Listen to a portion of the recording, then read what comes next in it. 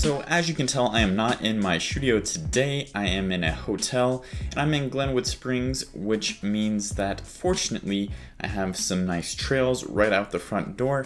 So I was able to test out the Nike Peg Trail 4, and so now I'm ready to give you my first impressions.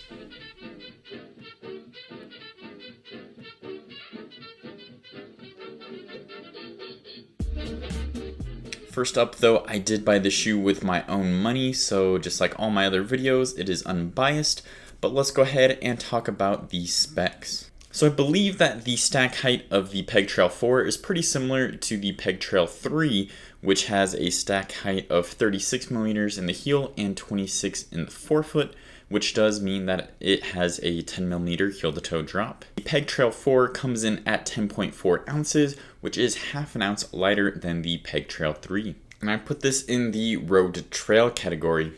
Alright, so now let's talk about what's new in the shoe overview. So the upper is engineered mesh that is a balance of being breathable, but also trying to keep debris out. It has a lightly padded gusted tongue and some reinforcements over the toe. The midsole is made up of full React, there are no zoom pods in there, and it seems to be more sculpted compared to the previous versions, and a bit more similar to the Peg 36 Trail. The outsole has some waffle lugs in the forefoot with different types of lugs on the lateral side and the heel.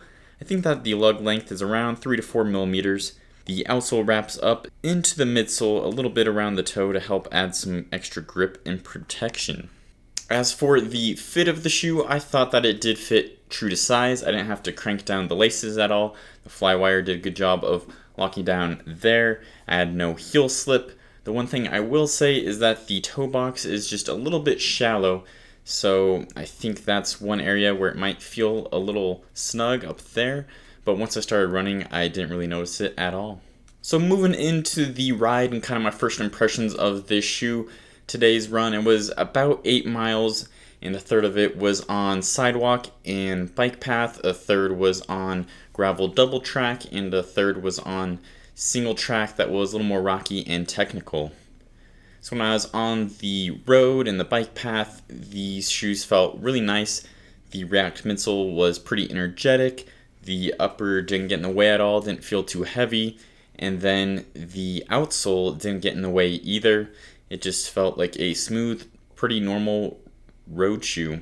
I'd say where the shoe really shined though is when I got onto the gravel double track. The lugs in the forefoot gripped well enough when I was going up some of the hills, and then on the descents, that extra traction in the heel kept me from sliding around. And I think that the shoe just really came alive in that element.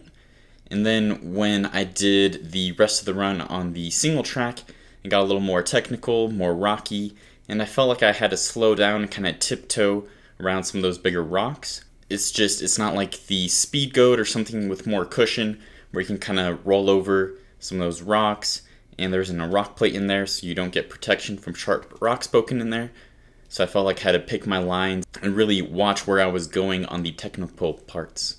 Alright, so now I'm going to do a quick comparison, and one shoe that came to mind right away when I started running in this was the Hoka Torrent 2. This is mainly because they're both nimble trail shoes. They both feel great on road, feel great on gravel and light trails. However, neither of them are also very cushioned, and I wouldn't want to run with either of them for an ultramarathon. But I think if you liked the Hoka Torrent 2, you'll probably like the Peg Trail 4.